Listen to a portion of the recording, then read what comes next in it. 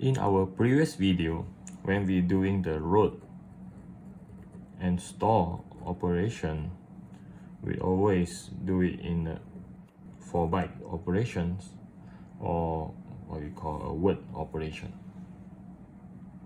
However, when we look into the memory location itself, actually the location is a byte identified. Or we could say that for each memory address that's given is used to represent a byte in the memory. So that's why if you look at this is 8000 and the next one is 8004, because there are 4 bytes in the row, so 8000, 8001, 8002, 8003. So this byte location or this memory location, the address is 8004. So in order for us to move instead of a word or 4 byte during load or even store operation, so ARMS did give us an option, another variance of load and store, to specify how many bytes that we want to transfer during load or store operation. So we have the prefix H that represent a half word, or store H to represent the half word for the store operation. So in this case, if a word operation is 4 byte, half word basically means 2 bytes. So let's assume I have value 1, 2, 3, 4, 5, 6, and 7, 8 on 8000, and on my register 0 I have the value of 8000, so that I could use this, the register 0, as the address pointer for that memory location. So let's say I use register 2 as my destination, and I'm going to move the value from the memory. The address is given by register 0. So from this memory location of 8000, you can find 4 bytes of data or value, which 1, 2, 3, 4, 5, 6, and 7, 8. And you're going to move it to register 2. And when you come to register 2, you will get 7, 8, 5, 6, 3, 4, and 1, 2. Of course, you need to reverse the byte order for the little endian operation. So let's try if you try to load with a half word. So let's say I put it in the register 3, and again the source comes from the memory with the address pointed by register 0, which is 8000. So since I only need half word instead of word operation, so you only need to move 2 bytes, start from the address, which is 8000, so first byte and second byte. So the value is 1, 2, 3, 4, and you have to transfer it to register 3. So when we reach here, it will become 3, 4, and 1, 2, because you need to reverse the byte order. And since we only moving half word, so the rest of the 2 bytes is 0.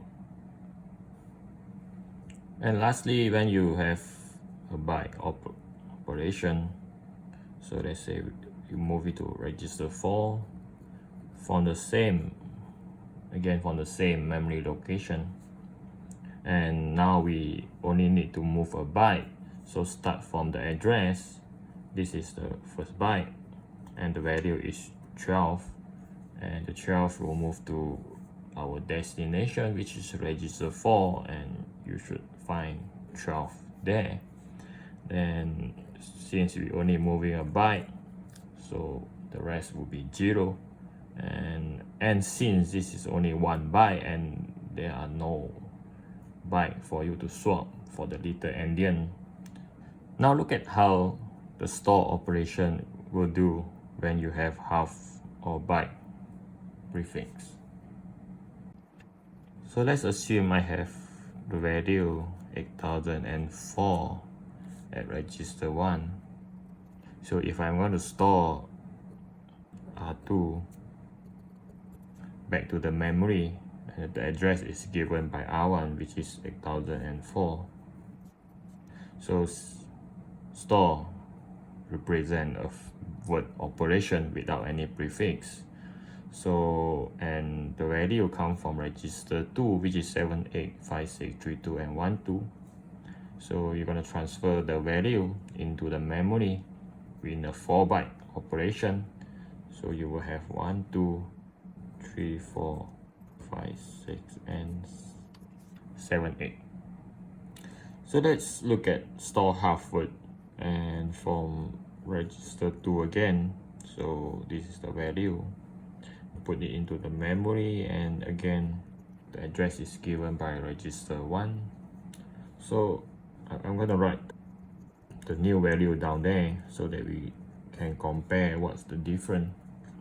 So if you're only moving half word, so instead of 4 bytes from register 2, so you're only going to move 2 out of it, so which is 3, 4, and 1, 2. The address is 8004, and since we only have 2 bytes, so you have 1, 2, and 3, 4 there.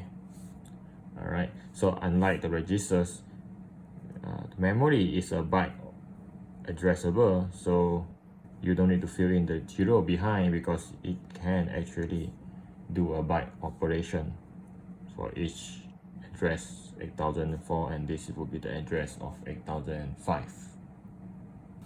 And lastly, as you could guess, if you're going to store byte from R2 to the memory location, address was given by R1. So let's so because we are moving a byte, so instead of removing 3, 4, and 1, 2, now we only going to move a byte from register 2, which is 12, and transfer it to the memory, and the address is happen to be 8004, and you will get 12 there. The second prefix operation that I would like to introduce today is the sign operation. So you could have the opcode load with the S, and where the S itself represent a sign load into register. So by combining the sign and the half word or byte operation, we could have a variety of load. So load to register sign operation for byte, or we could also have with load into register with the sign operation and half word. So the same thing could happen to store operation as well. But before we go detail into what the sign operation is, we need to understand what it means by the second operation, as that's how it stores negative value in a ARM microprocessor. So we'll look at this binary views to somehow understand how negative numbers is stored in the microprocessor. So in order to simplify our study, so I will just focus on 4 bits binary. So for a 4-bit binary system, so assuming you start with 0, and this is 1 and 50.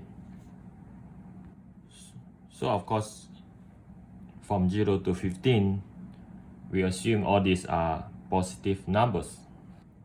So the way how a negative numbers is stored in a microprocessors is by using the most significant bit, or the MSB.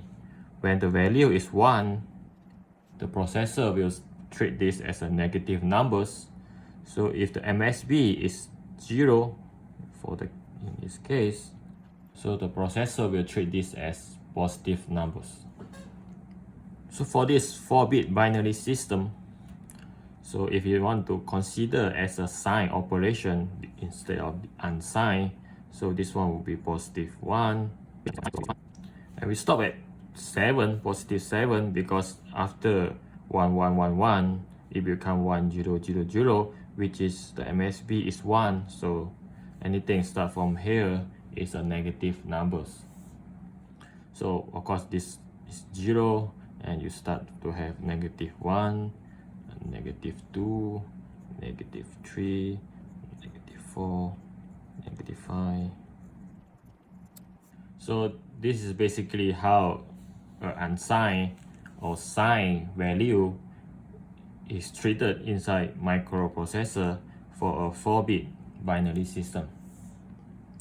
So the way how this negative number or signed number is derived for the 4-bit binary system is called second complements.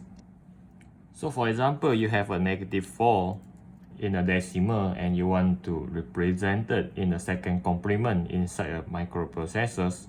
So the first step is to get the binary value of 4, which is 0100, and then you have to invert all the bits, which is, we call it the first complement. Then you have to add +1 so that it becomes 0, 0, and 1, and 1, and this is what we call it the second complement. So if we compare 1100, which is 1100, equivalents to -4 for a sign operation. Of course, we can reverse the process. For example, 1011 in binary, if this is a second complement number or negative numbers, because MSB is 1, so we can reverse the same process to get back what is the decimal numbers.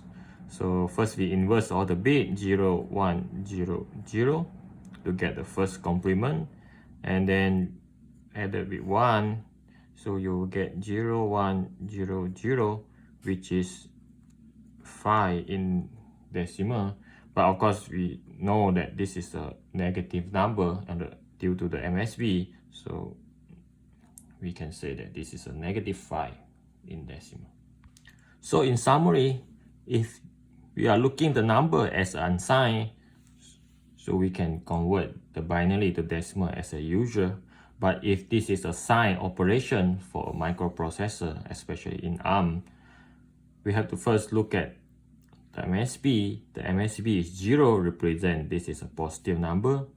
If the MSB is 1, so this represent the negative numbers. So in order to convert between decimal or binary, we can use the second complement approach.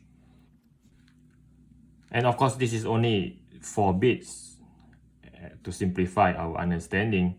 And since the microprocessor, the ARM microprocessor that we use is 32-bit, however, the concept is still the same. For a 4-bit binary, the MSB is bit number 3, bit 0, bit 1, bit 2, bit 3. And for a 32-bit, as what we use in the ARM processor, the MSB is bit 31. So by looking at bit 31, you basically can tell whether that is a positive or a negative numbers. So let's look at this example. So I start with 8000 in register 0, so that I would use this as an address pointer to a memory location where we have a 4 byte start from 8000, x7, 65, 43, and 21. So for example, if I'm going to load into register 1 from the memory, and the address of the memory is given by register 0, which is 8000, and this is where the value in the memory address 8000, and we have to move it to register 1, so you will have 21, 43, 65, and 87. So if we have a register for a sign operation, and let's say our destination is register 2, of course come from the same memory location with the same address given by R0, and we have the same, and then again the same value moving to R2 in this time. So you also get 2, 1, 4, 3, 6, 5, and 6, 7. So if you have a root register for half word, and let's say we move to the register 3, source come from the memory and the address is given by register 0. So in this case we are only moving half word instead. So instead of 4 byte, now we're only interested on the first 2 bytes, start from 8000, so which is X7 and 65. So the value again stored in register 3. So you will have 6583. I'm not gonna fill in this one yet, so because I want you to look at the difference. If we have a sign operation with a half word, so let's move it to register 4, and the value come from the memory and the address is given by register 0. So again I have the same value, X7 and 65.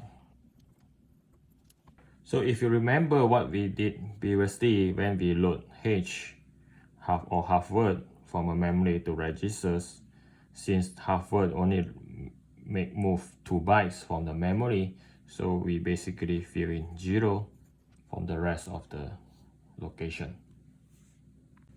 However, when we have a sign operation, because we need to make sure if this 65x7 is a negative number, we want to make sure that whatever value we transfer from memory to our register 4, in this case, supposed to be a negative number. Or if the value that we move from memory to register 4 is a positive number, we want to maintain the sign as a positive. So how do we know whether this value is a positive or negative? As what we explained just now, we look at the MSB of the data that we just moved.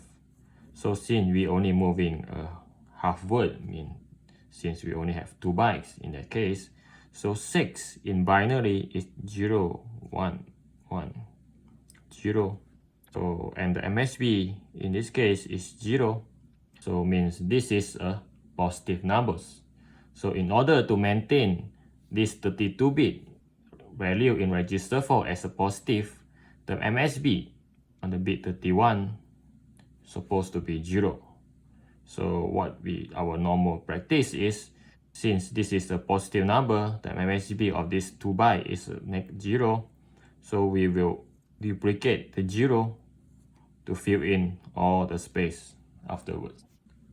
So let's continue to get root for byte operation, and let's put it into register 6. So the value come from the memory and the address is given by register 0.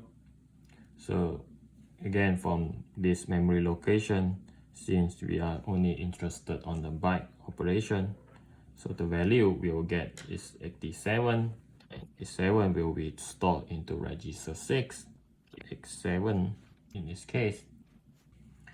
And since this is an unsigned operation, so we will just put the 0, fill in the 32-bit space for our register 6.